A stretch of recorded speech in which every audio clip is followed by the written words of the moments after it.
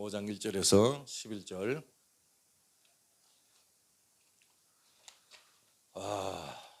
네, 96페이지입니다. 제가 읽어 드릴게요. 무리가 몰려와서 하나님의 말씀을 들으세 예수는 게네사렛 호숫가에 서서 호숫가에 배 두 척이 있는 것을 보시니 어부들은 배에서 나와서 그물을 씻는지라. 예수께서 한 배에 오르시니 그 배는 시몬의 배라. 육지에서 조금 떼기를 청하시고 앉으사 배에서 무리를 가르치더니 말씀을 마치시고 시몬에게 이르시되 깊은 데로 가서 그물을 내려 고기를 잡으라. 시몬이 대답하여 이르시되 선생님, 우리들이 밤이 새도록 수고하였으되 잡은 것이 없지만은 말씀에 의지하여 내가 그물을 내리이다 하고, 그렇게 하니 고기를 잡은 것이 심이 많아 그물이 찢어지는지라. 이에 다른 배에 있는 동무들에게 손짓하여 와서 도와달라니 그들이 와서 두 배에 채우며 잠기게 되었더라. 시몬 베드로가 이를 보고 예수의 무릎 아래 엎드려 이르되 주여, 나를 떠나서서 나는 죄인이로소이다 하니, 이는 자기 및 자기와 함께 있는 모든 사람이 고기 잡힌 것으로 말미암아 놀라고 세베대의 아들로서 시몬의 동업자인 야고보와 요한도 놀랐습니다. 예수께서 시몬에게 이르시되 무서워하지 말라. 이제후로는 내가 사람을 취하리라 하시니 그들이 배들을 육지에 대고 모든 것을 버려두고 예수를 따르니라. 아멘. 이상 하나님의 말씀입니다. 오늘 누가복음 5장 1절에서 11절 말씀 가지고 텅 빈 인생이 채워지다라는 제목으로 말씀을 나누길 원합니다. 많은 은혜 받으시길 바랍니다. 여러분, 그 해밍웨이가 쓴 노인과 바다 알지요? 유명하잖아요, 그죠? 그 해변가가 어딘지 아세요? 바닷가가 쿠바입니다. 쿠바, 그죠? 쿠바 바닷가인데 이 노인이 84일 동안 한마디 고기도 못 잡잖아요. 나중에 85일째 이제 먼 곳으로 혼자서 이제 배 타고 나갑니다. 거기서 소위 말하는 참치를 잡잖아요. 대량어 참치를 잡는데 너무 커가지고요. 이 참치를 배에 싣지 못하고 배 옆에다가 묶어서 이렇게 육지로 오잖아요. 근데 오는 길에 그 참치의 피 냄새를 맡고 상어가 달려듭니다. 그래서 이제 오는 과정에서 이제 상어를 몇 마리 물리칩니까? 노인이 작살로 뭐 4마리인가 5마리인가 하여튼 물리쳐요. 왜? 참치를 먹으니까. 그래서 이제 사투를 벌이다가 결국에는 이제 육지로 왔는데 어떻게 됐어요? 그 잡은 고기가 어떻게 됐어요? 뼈만 남은 거예요. 예, 열심히 상어를 물리쳤는데도 불구하고 결국에는 뼈만 남았습니다. 아무것도 없었어요. 많은 교훈을 주는데 우리 인생이 그런 것 같아요. 우리가 인생을 뭐라 그러죠? 유수다 그러잖아요, 그죠? 흐르는 물이다. 흐르는 물이라는 말은 시간이 그만큼 빨리 간다는 거예요. 금방 가요. 뭐 20대는 1년에 1살 가지만 30대는 2살, 40대는 1년에 한 3살, 50대는 보니까 1년에 한 3살 정도, 60대는 1년에 몇 살 먹는 것 같아요? 뭐 5살 먹는 것 같지 않아요? 금방 돌아서니까 70을 바라보고 그죠? 금방 그런 것 같아요. 참 이렇게 하설처럼 세월이 빠릅니다. 그런데 이렇게 빠른 세월 가운데서 좀 남는 게 있으면 좋은데 뭐라 그래요? 또 인생을 허무하다 그러죠. 아무것도 없는 거예요. 아무것도. 살아보니까 아무것도 없는 거예요. 뭔가 있으면 좋은데. 우리 학생들이 열심히 공부합니다. 대학교 가기 위해서. 좋은 대학교만 가면은 인생이 다 끝날 줄 알고 열심히 공부하는데 대학교 가니까 그걸로 끝나나요? 아니죠. 또 취업이 있잖아요. 좋은 직장에 들어가야 되잖아요. 그래서 또 취업 준비도 하고 고시원에 가서 또 취업 준비도 하고 좋은 직장에 들어가면 또 끝나느냐 이 말입니다. 아니잖아요, 그죠? 예, 직장 생활 하다가 무엇이 찾아오냐면은 권태가 찾아옵니다. 권태. 그래서 권태가 찾아오면은요, 그것을 또 벗어나기 위해서 새로운 계획과 새로운 목표를 세우고 또다시 열심히 달려갑니다.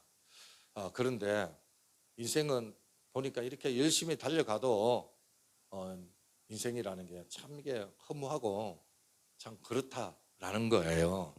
오늘 본문에 하루를 치열하게 살았는데 하지만 정작 아무것도 없이 텅 빈 모습으로 하루를 마무리한 한 사람이 있어요. 그 사람이 누굽니까? 베드로입니다. 그는 평생 고기를 낚는 어부였단 말이에요. 그러니까 고기 잡는 전문가, 잔뼈가 어떻게 해요? 그런 사람이에요. 그러니까 완전히 고기의 전문가입니다. 그런 전날 밤 어느 때처럼 고기잡이를 위하여 한밤중에 나가서 밤새 그물을 던지잖아요. 해가 떠오르는 새벽에 되어서 육지로 돌아오는데 그렇게 고된 일과를 마치고 마지막으로 그물을 싣고 정리하고 있었다는 거예요. 이것은 베드로만 그런 게 아니고 대부분 어부들의 패턴입니다. 생활 패턴. 그런데 오늘 본문에 나오는 이들의 모습은 매우 허탈해 보였다라는 거예요. 왜냐하면 밤새 수고를 했지만 수확이 없었어요. 한 마리도 잡지를 못한 거예요. 이들의 모습은 오늘날 열심히 살아가지만 무엇보다도 하나도 남는 거 없는, 그러니까 무표정하게 그저 핸드폰만 바라보고 있는 우리의 모습이 아닐까 그렇게 생각을 하는 거예요. 실제로 우리는 열심히 노력을 해요. 또 돈도 벌어요. 열심히 살지만 정작 내 손에 남은 것이 아무것도 없는 것처럼 느낄 때가 우리가 많이 있지 않습니까? 아무리 모아도 모아지지가 않는 거예요. 열심히 일을 해도 계획대로 안 되는 거예요. 마치 밑 빠진 독에 물을 붓듯이 안 되는 거예요. 안 되는 거. 여러분 태어날 때부터는 왜 금수저 있잖아요. 금수저, 그죠? 태어날 때부터 금수저로 태어난 사람들은 노력도 별로 하지 않았음에도 불구하고 인생을 쉽게 살아가는데 나는 이렇게 노력을 해서 뭐 하나 없이 박탈감에 빠질 때가 있습니다. 어제 뉴스 보니까 이재용의 아들 누굽니까 이름이? 하여튼 해군 소위 입관식을 하는데 가족들이 총동원을 했더라고요. 그래서 연일 이 뉴스에 보여주던데, 방송에 보여주던데, 그래서 이 보니까 재벌도요 무엇을 좋은 걸 입고 맛난 걸 먹어서 행복한 게 아니고 그 아들의 그 입관식 그 모습을 보면서 참 진심의 웃음을 띠더라고요. 참 그렇습니다.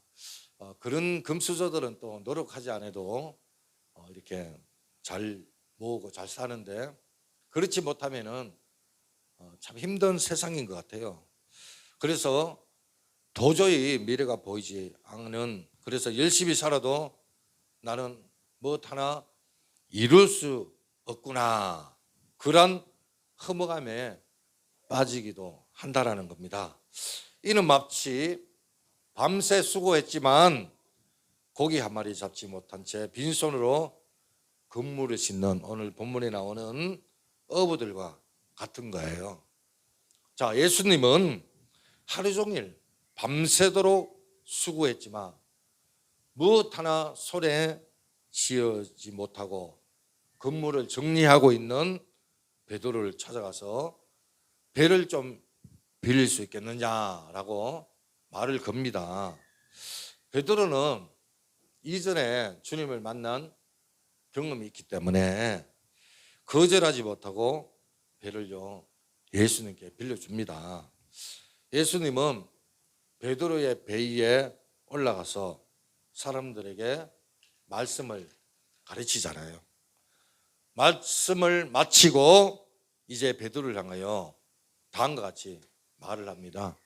자, 4절인데요. 5장 4절 다 같이 볼까요? 시작.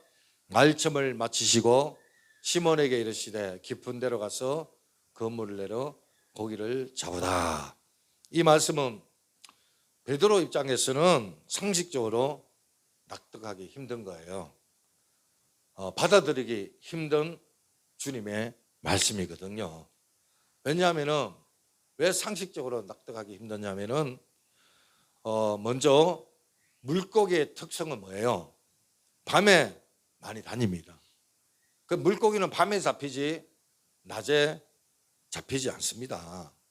그런데 예수님은 지금 낮에 고기를 잡으러 나가라 그렇게 말씀을 하시잖아요.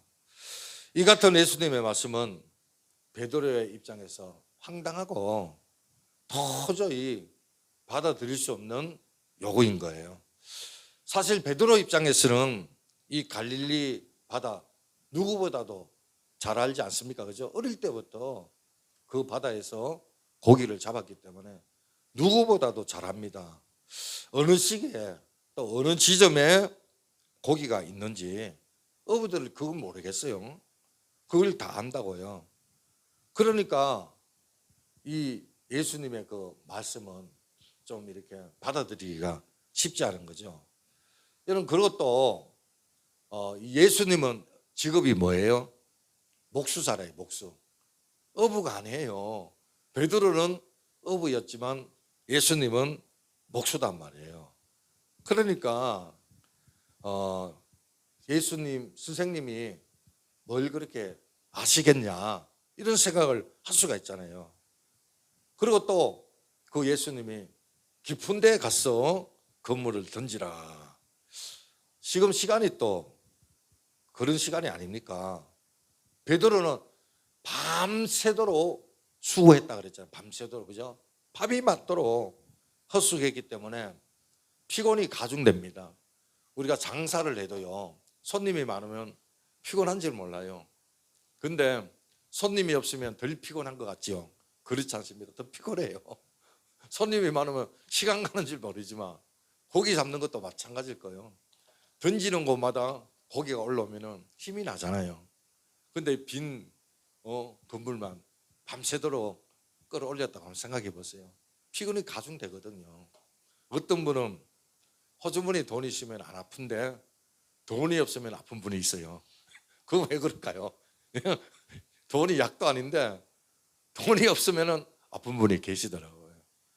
예. 하여튼 이 베드로는 몹시 피곤하고 참 이렇게 힘든 상황이었던 거예요. 그래서 이제 새벽에 아침에 이제 건물을 다 싣고 정리하는데 한마디로 이 베드로는 에너지가 다 소멸된 거예요. 없어요. 그런데 그 정리한 건물을 다시 내리라. 예수님이 말씀을 한 거예요. 다 정리했는데 얼마나 맥이 빠지겠습니까? 만약 여러분에게 예수님께서 오늘 베드로에게 했던 그 말씀처럼 똑같이 여러분에게 명령을 하신다면은, 요구를 하신다면은 여러분은 어떻게 하실까요? 아멘. 그러겠습니까? 아멘. 주님 그렇게 하겠습니다. 라고 순종할 수 있겠어요? 예. 아마 이럴 거예요. 저 생각에. 선생님, 고기 잡는 거 제가 더 잘합니다. 그러니 저에게 맡겨주세요. 제가 이 바다 누구보다도 잘 알고 있습니다. 이거는 제 일이기 때문에 그런 얘기 하지 마세요. 아마 그렇게 고상하게 사양을 했을 거예요. 또 한편으로는 이런 이야기 했을 거예요. 저 건물 다 정리했거든요.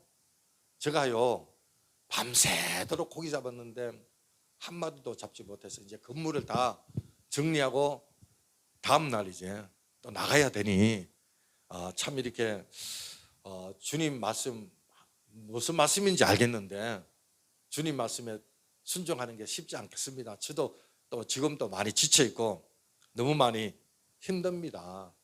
그리고 배도 또 고파요. 밥도 먹어야 됩니다. 그러면서 거절을 할 거예요. 그렇지 않습니까? 주님 말씀이 고맙긴 하지만 제가 지금 너무 힘이 들어가지고 도저히 주님의 말씀에 따르지 못하겠습니다. 그렇게 할 거란 말입니다. 실제로 오늘날 많은 사람들은 하나님을, 예수님을 이런 식으로 대할 때가 많잖아요. 물론 직접적으로 하나님을 향하여 잘 모른다, 그러니 가만히 계세요, 이렇게는 하지는 않지만, 그런데 우리는 하나님이 내 원하는 대로 내 기도를 들어주지 않고요, 그럴 때 우리는 신망을 넘어서 때로는 하나님을 향해서 분노할 때가 있거든요. 하나님, 그럴 수가 있냐고, 왜 그러냐고, 도대체 저한테 왜 그러냐고. 내가 하나님을 위해서 나름대로 살려고 하는데 진짜 하나님이 살아계시면 그럴 수가 있냐고. 그러면서요 대들고요 또 하나님 앞에 상처를 받기도 합니다. 이런 말까지 해요.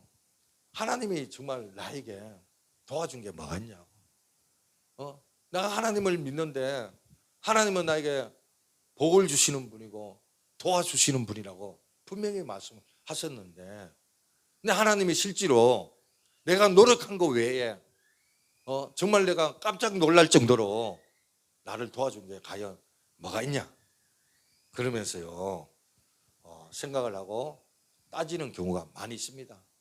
여러분, 왜 그렇다고 생각해요?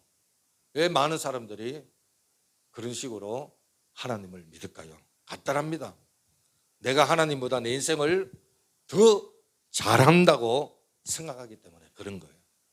하나님보다 내가 더 잘한다. 그 베드로가 어부잖아요. 그 예수님은 목수니까 자기가 더 잘한다, 그런 거예요. 그래서 지금 상황이 내 생각과 맞지 않으면 하나님을 향해 당신은 틀렸다고, 그러니 간섭하지 말라고, 내 계획은 이렇다고, 내가 가야 길은 이런 길이라고, 내가 지금 이걸 해야 내가 만족을 한다고, 그렇게 생각을 하고 선을 긋습니다. 그러니까 하나님 개입하지 마세요. 내 인생 내가 살 테니까.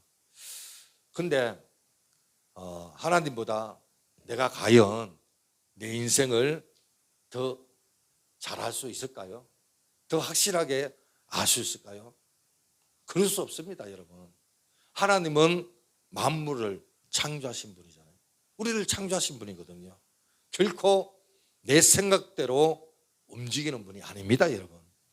우리는 하나님을 그런 식으로 조정하지만 하나님은 그렇게 우리의 조정대로 움직이시는 분이 아닙니다. 동시에 하나님은 내 생각과 같을 수가 없는 거예요. 하나님은 내 생각보다 훨씬 더 크십니다. 바로 이 부분이 예수님이 베드로에게 향하여 깊은 곳에 가서 그물을 다시 던져라 라고 말씀하신 이유인 거거든요. 자, 그렇다면은 상식적으로 받아들일 수 없는, 도저히 납득이 안 가고 정말 모든 상황이 주님의 말씀에 절대 순종할 수 없는 그 순종 앞에서 베드로가 어떻게 합니까? 5절에 한번 볼까요? 다 같이 한번 볼까요? 시작. 시몬이 대답하여 이르되 선생님, 우리들이 밤이 새도록 수고하였으되 잡은 것이 없지만 말씀에 의하여 내가 그물을 내리이다. 예, 시몬이 대답하잖아요. 시몬은 베드로를 말하는 거거든요. 그래서 수고했는데 뭔가 조금 엉망스킨 말이 조금 있기는 있어요. 밤새 수고했는데 잡은 게 없다 이거예요. 조금 불평이 좀 나오는 것 같아요. 그러나 말씀에 의하여 내가 그물을 내리겠다. 그러면서 예수님의 말씀에 순종을 합니다. 이는 베드로가 어떻게 예수님의 말씀에 순종을 했을까요? 여러분 한번 생각해 보세요. 물론 5절에는 말씀에 의지해서 그렇게 이야기를 하고 있는데 여러분 생각에는 이 베드로가 왜 그렇게 순종을 했다고 생각을 해요? 예수님 말씀에 순종 안 하면은 혼날 것 같으니까, 뭔가 큰 재앙이 올 것 같으니까, 두려워서 그랬겠습니까? 예수님 말씀에 순종 안 하면 천벌을 받을 것 같은 그런 어떤 예감이 와서 그랬을 것 같아요. 아니면은 예수님께서 뭔가 자 바다에 물고기를 막 보여주시면서 뛰게 하고요. 그래서 암시를 해가지고 야 저기 가면 고기 진짜 잡아. 저기 봐. 거기 물고기가 뛰지 않니? 저 빨리 가 빨리 가.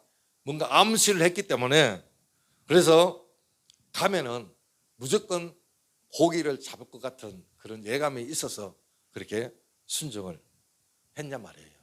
여러분 생각은 어떻습니까? 사실 검을 내린다는 건 쉽지 않아요. 귀찮은 일이에요. 왜냐하면 한 예를 들어볼까요? 어떤 식당을 하는 주인이 영업이 다 마쳤어요. 그래서 다 정리했습니다. 다 정리. 청소하고 의자도 다 올리고 다 정리. 이제 그 다음 날 이제 장사하기 위해서 영업하기 위해서 다 이제 끝났어요. 다 끝났어. 그런데 손님이 한 명이 왔어. 다시 밥을 시킵니다. 그리고 식당 위주가 아니고 자기 위주로 주문을 하는 거예요. 그러면은 여러분 그 사람을 위해서 다시 다 식당을 또 엽니까? 그렇지 않잖아요. 그죠? 이미 주방에 다 청소했고 이미 다 물 청소 다 했고 끝났는데 그런 경우단 말이에요. 지금 베드로에게 다시 그물을 던지라는 거는 그런 경우와 같은 거거든요. 하지만 베드로가 어떻게 합니까? 또다시 수고를 해야 함에도 불구하고 묵묵히 그물을 내린단 말이에요. 어떻게 그는 상식적으로 도저히 이해가 안 되는 그런 어려움 가운데서 말씀을 순종했습니까? 아까 이야기한 것처럼 말씀을 안 들으면 천벌 받았고 아니면 암시를 줬기 때문에 순종을 했습니까? 아니죠. 그가 순종할 수 있었던 것은 바로 예수님을 알았기 때문에. 예수님을 알았기 때문에. 자, 베드로는 오늘 본문 사건이 있기 전에 이미 그의 형제 안드레를 통해서 예수님을 소개받은 적이 있습니다. 그러니까 지금 베드로는 예수님을 지금 처음 본 상태가 아니에요. 전에 봤습니다. 그리고 또 앞전에 본문 4장에 보면은 베드로의 장모가 열병으로 죽게 됐어요. 그때 예수님이 가서 그 장모의 열병을 고쳐줍니다. 그러니까 베드로는 이전부터 예수님을 알고 그분을 경험하고 그분을 알아가고 있었다라는 거예요. 저는 이 말씀을 묵상하면서 무엇보다도요, 예수님께서 먼저 고기를 잡고 난 후에 배를 빌린 게 아니고 먼저 배를 빌렸다라는 사실이에요.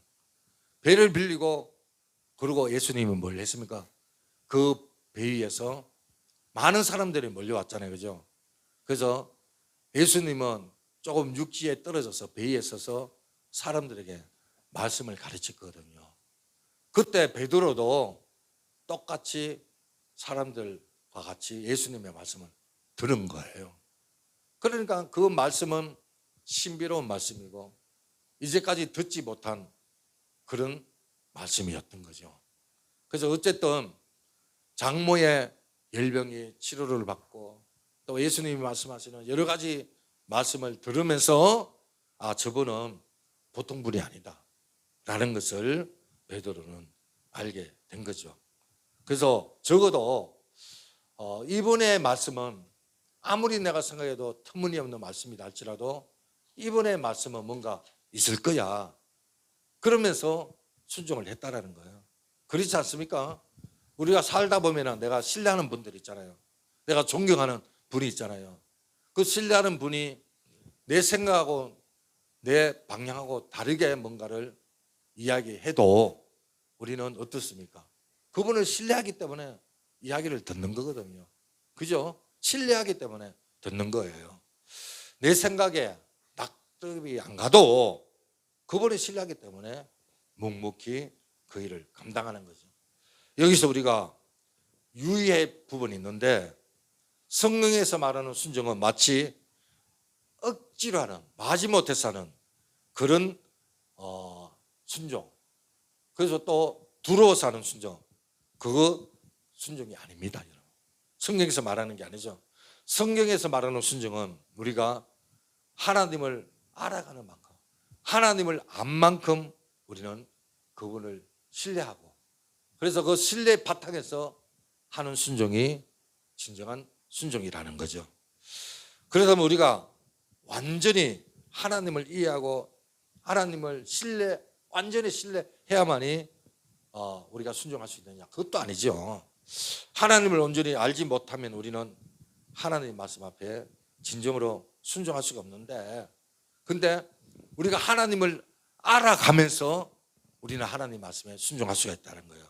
다시 말씀드리면 베드로가 예수님의 납득하기 어려운 상식밖에 말씀에 순종할 수 있었던 이유는 그가 예수님이 누군지 알아가며 그분을 경험하고 있었기 때문에 그렇다라는 거예요.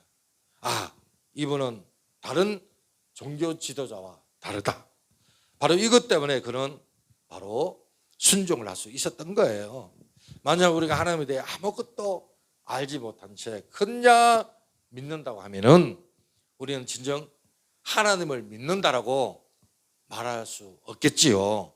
분위기에 따라, 환경에 따라, 이런 어떤 이 흐름에 따라 하는 거는, 그거는 진정한 순종이 아니에요. 왜냐하면은 흐름이 바뀌면은, 또 분위기가 바뀌면은 하나님에 대해서 불순종하는 거거든요.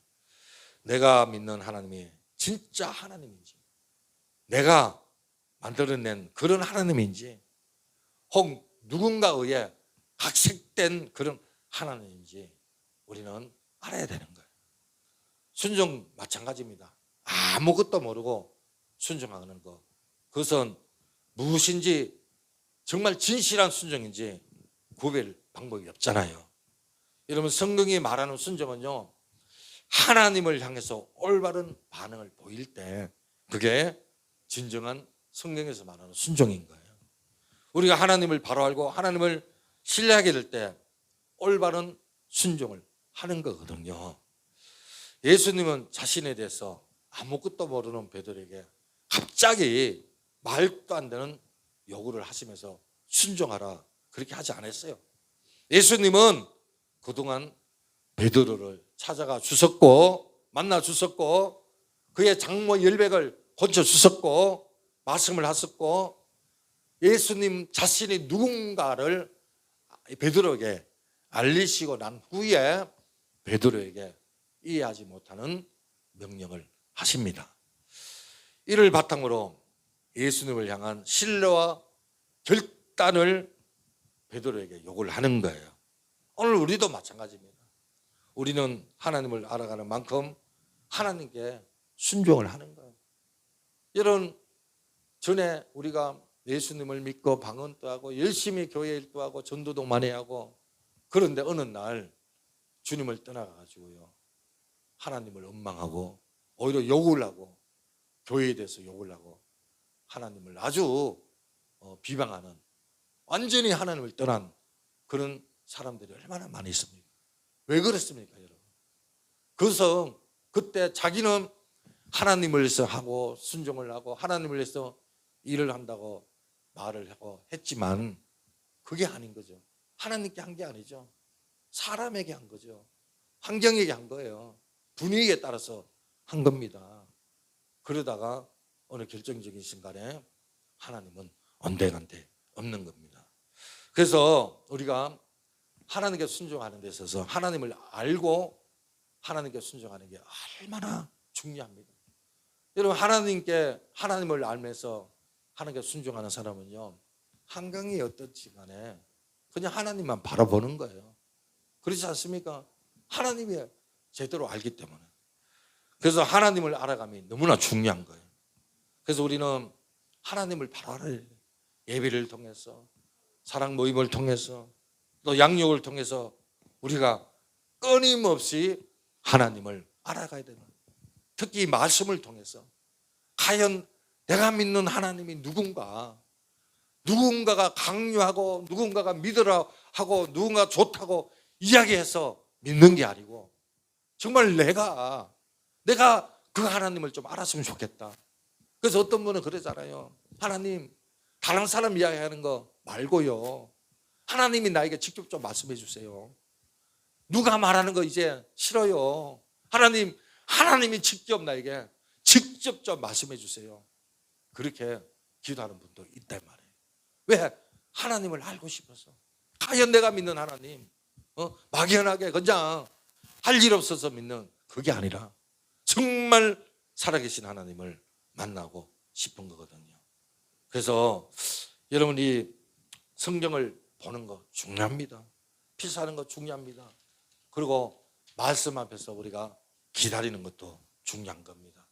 하나님을 향한 믿음은 결코 시간이 지난다고 해서 생기는 게 아니에요.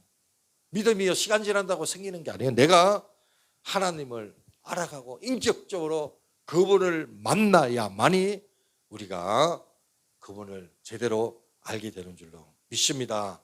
그래서 그분을 경험하게 되는 거거든요. 그래서 우리가 하나님을 알아갈수록 우리는 하나님을 더 신뢰하게 되는 거고, 그 신뢰 바탕에서 순종하게 되고, 그리고 그 사람의 삶은 점점점 변화되고 성장해 가고 성숙해 가는 거예요. 그렇지 않고 여러분 시간이 지나고 믿음 생활 하는데 변화되고 성장되는 게 아니라 오히려 변질되어 가는 사람도 있는 거예요.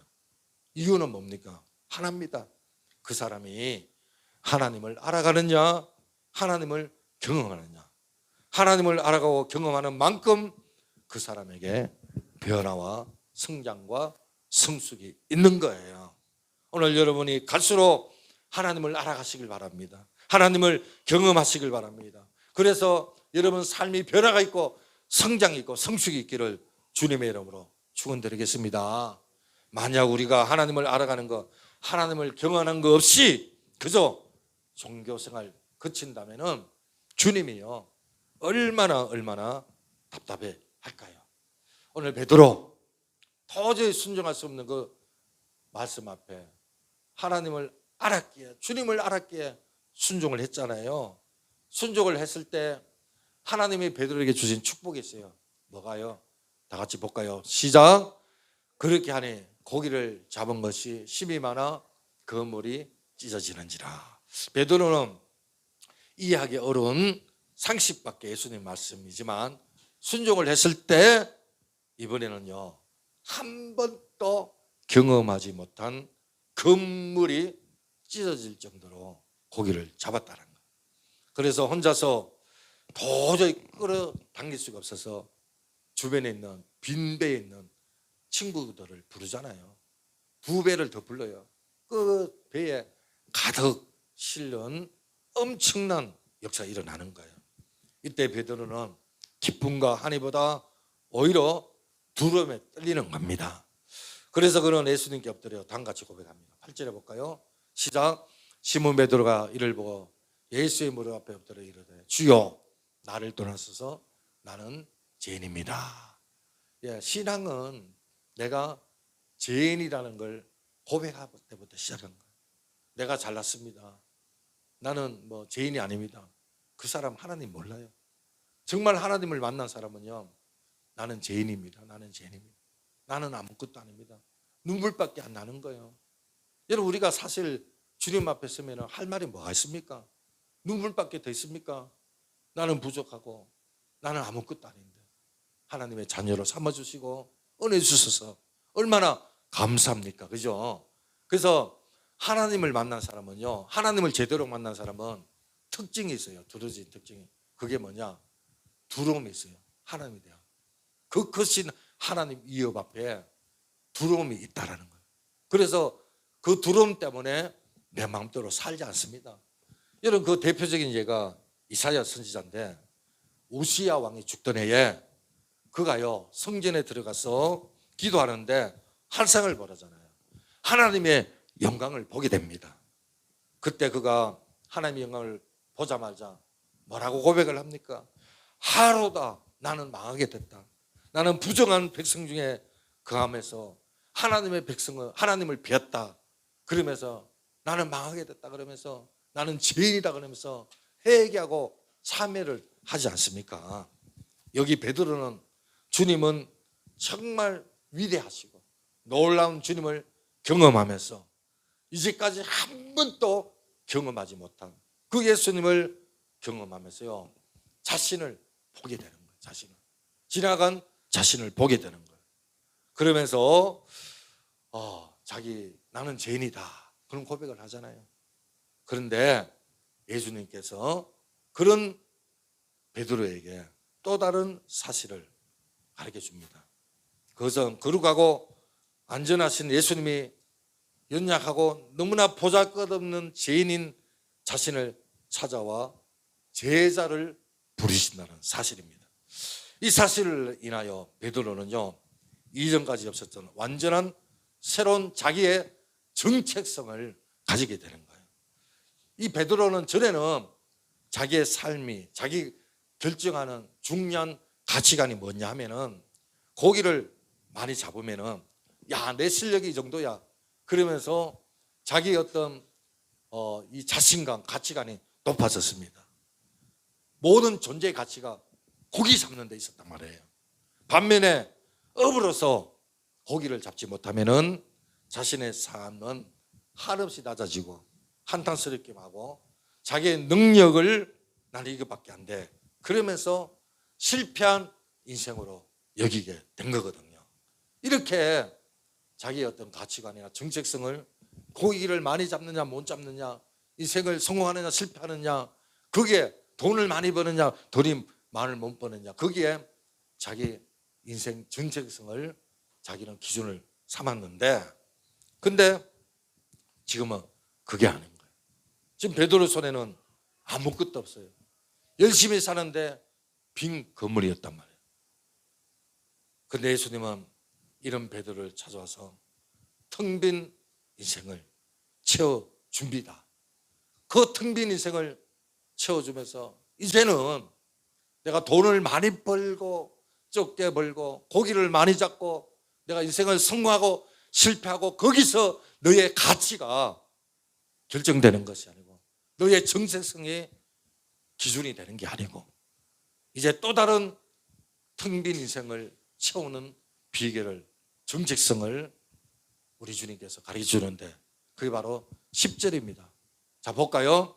예수께서 시몬에게 이르시되 무수하지 말라. 이제 그러는 내가 사람을 취하는 사람이 되리라.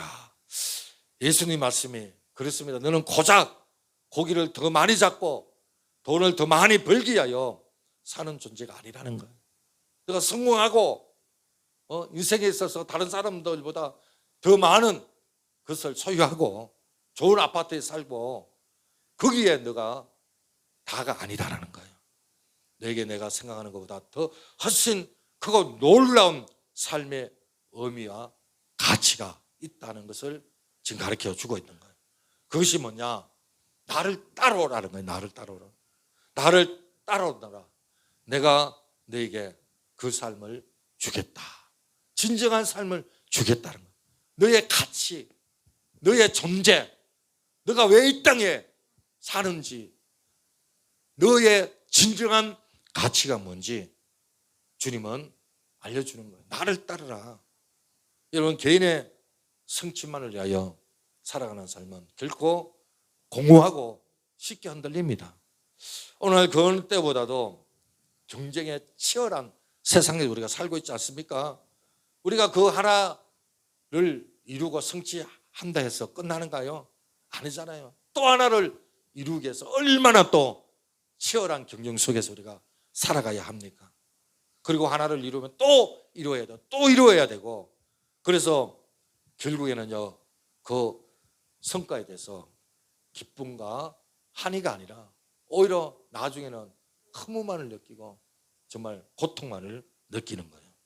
그래서 이런 삶은요, 스트레스밖에 없는 거예요. 압박감밖에 돌아오지 않는 거예요.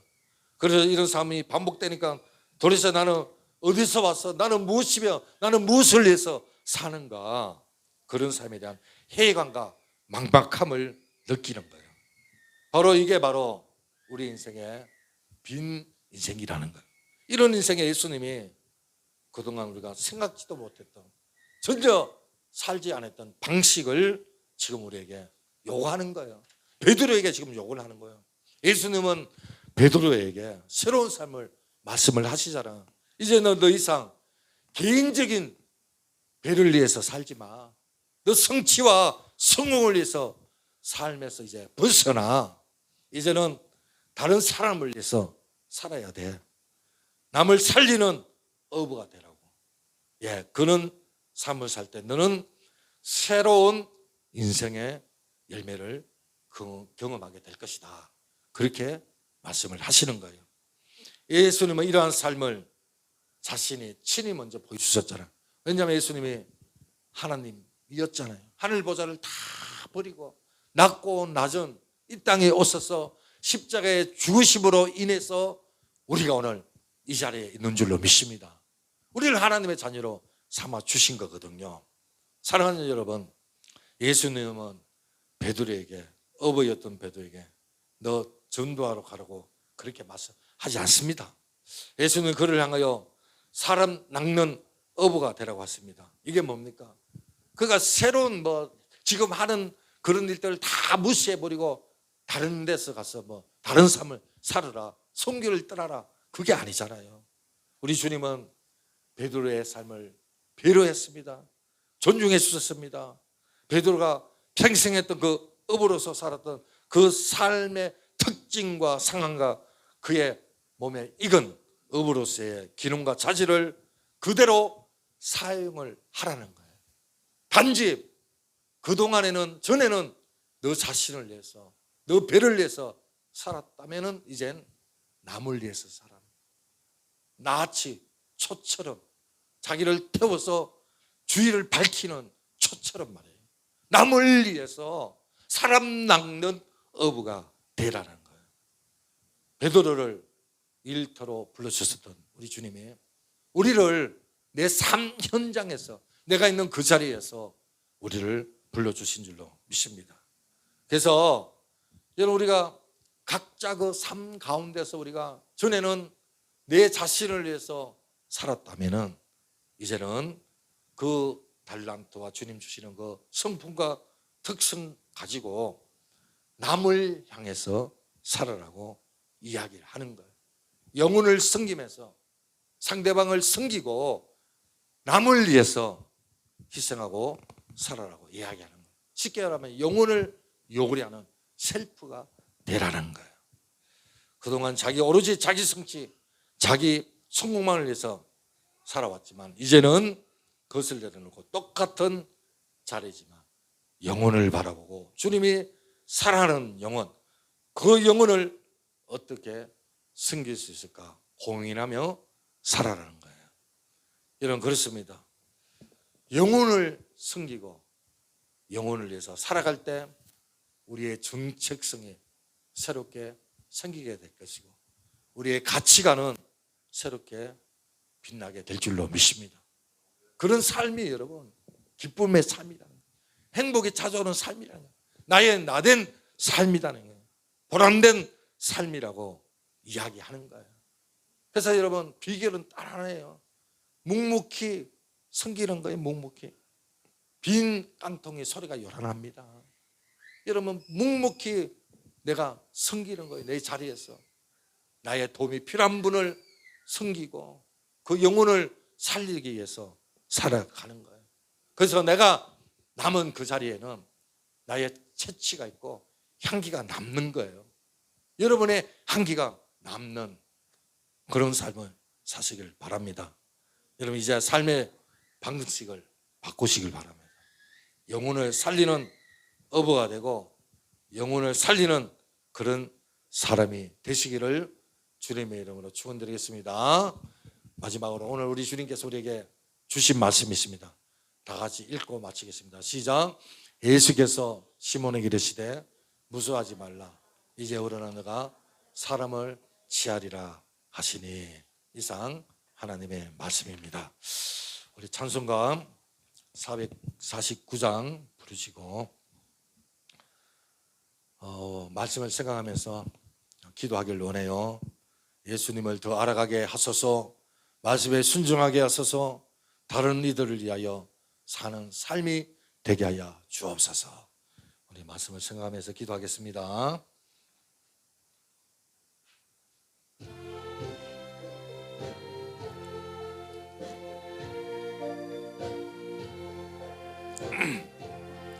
예수 따라가며 복음 순종하며 우리 행할 길 하나겠네. 주를 의지하며 순종하는 자를 늘 함께 하시리라. 의지하고 순종하는 길은 예수 안에 즐겁고 복된 길이로다.